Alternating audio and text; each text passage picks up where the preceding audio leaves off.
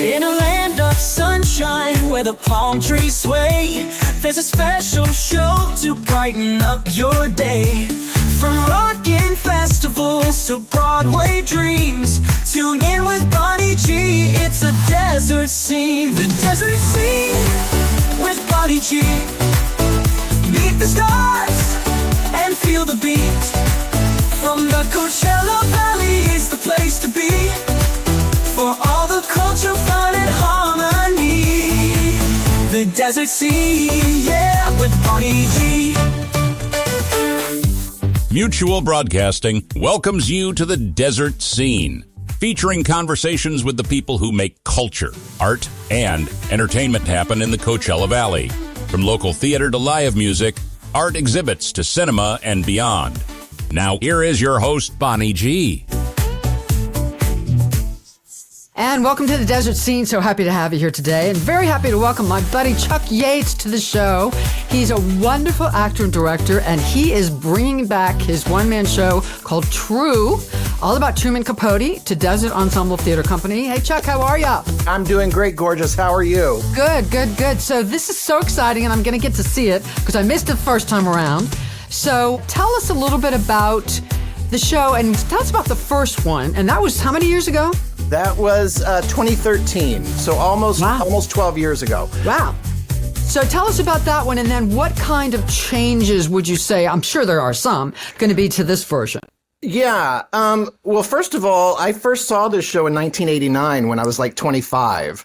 And I saw it opening night on Broadway, and I was like, I want to do that. And it took me like 24 years to do it. To be old enough and to have a company that I could do it. The differences are, the Annenberg is a 433 seat house with a huge stage. Mm-hmm. And the Cultural Center is like 130 seats with a smaller stage. So it's a more intimate production than before. And I'm also 12 years older, and I sort of see things slightly differently than I did then. But the bones of it, it's amazing. You know, I did it at the Annenberg in 2013, and then 2 years later, I did it something along the lines of what we're doing at the Cultural Center in Tucson, Arizona, a more intimate production. And it just grows each time I do it, as I won't say relax into it, but as I just embrace more of Truman and his dark side and that kind of thing. It's still very funny, but but it's my favorite thing to do, to be quite honest. Now, he was a very, I'm guessing, didn't know him, obviously, complex person, to say the least. What did you learn new, if anything, about him the first time you did it, or even in the remaining 12 years till now? What have you learned about him that you didn't know?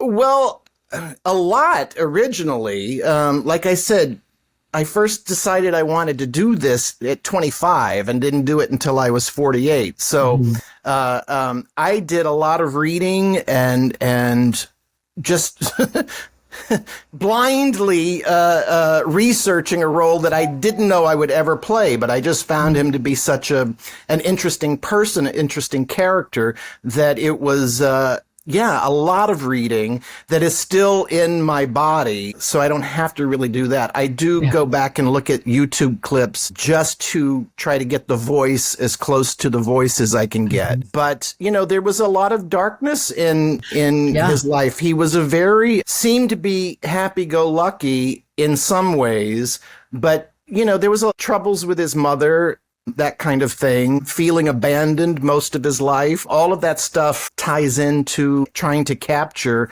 the essence of him. Yeah, I tend to keep lately putting myself in some very dark places for some of these roles I'm playing. Well, is there a part of that that's cathartic, though, for you? Oh, God, yes, yeah.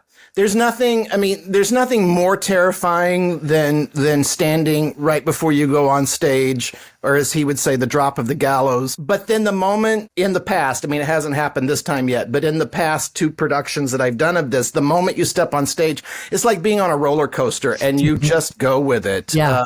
And it is quite cathartic to try to explore some of those things without it weighing you down too much. Talk a little bit about, the main things I know him for was In Cold Blood and just kind of being a gossip and being on all these talk shows and sort of talking, he could be very biting and very sarcastic and critical. Did you find that underneath that, was it more teasing and lighthearted, or was there definitely some barbs and knives? Oh, there were barbs and knives. Yeah. Absolutely. There was, like I said, there was a feeling of abandonment his entire life. And so a lot of that, I know from my own humor, a lot of my humor comes from just the bare truth.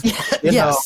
And, but you make it funny. And that's what he did. And it bit him in the behind, as he pushed the envelope further and further. And there was something about those women, Lacote Basque, the Esquire excerpt that was published where he told a lot of stuff on a lot of people that he knew. And there was something about biting the hand that feeds him that ties back to his mother, the way she treated him. And there's a lot. There's so much there. Yeah, lot to choose from. How old was he when he passed away? I don't. 59. Oh, okay. So I'm now a year older than he was when he died. Okay.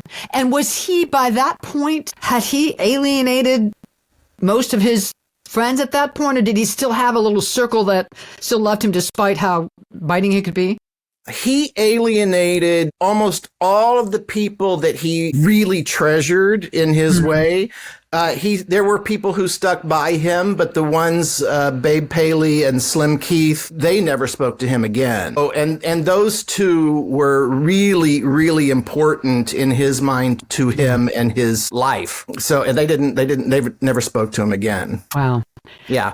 Now, what else? He wrote a number of things. Corey, the main thing that sticks in my mind is In Cold Blood. In Cold Blood, which is covered a lot in this play. Breakfast at Tiffany's, everybody knows. Oh gosh, I can't name them all. Something about hand-carved coffins, voices in other rooms, tons of essays that were published in magazines, short stories, that kind of thing. People are still reading his books. They're still selling. He's 100 years old. We're in 2025 now. 2024, he was 100 years old. Wow. And it was 40 years, 2024 was 40 years since he died. Wow. So do you remember what put him on the map? What was the first big thing that people started to notice him? I think it was Other Voices, Other Rooms. I think that was his first novel that sort of captured everyone's attention. And he had a very provocative picture of himself on the back of the cover, which is nothing these days. But back then it was viewed as something very provocative and caught everyone's attention, which I think was planned. I don't remember. Was he naked or what was provocative? No. He was just young and waifish and sort of reclined on a sofa looking rather alluring. Okay. And he says he didn't pick that picture, but I think he picked that picture. He probably did, yeah. Yeah. One of his favorite things he ever says, I don't care what anybody says about me as long as it's not true. Yeah, okay. Now, and there was in all of, I'm guessing, because I only wrote a few things. Even Breakfast at Tiffany's had a few dark moments. There was a lot of darkness in, would you say, almost everything he wrote? Yeah, I think so. A writer can't really... Well, I'll say this. A writer is usually drawn to things that they can relate to. And even if they're reaching outside of their circle of knowledge, there's something about what they're writing that appeals to them or speaks to them. Right. And, the book of Breakfast at Tiffany's is very different than the sort of glossy Hollywood movie. Is it really? Okay. Oh, yeah. It's a little darker, and she's actually, by definition, a prostitute. And, okay. And so is he. And so that's not covered in 1960s Hollywood. Right, exactly. Yeah. What would you say... Obviously, in 12 years, we all hopefully change in 12 years. Yeah. Other than more life experience and maturity, what else would you say you're bringing to it now that you didn't have the first time you did it? Oh, I'll tell you, that's a very easy answer. The first time I did it, I had no idea if I could do it. Okay. You know, it's 70 pages of me talking nonstop and approximating as close as I can to this very unique individual. You know, I had never done a one-man show, and I didn't know if I could do it.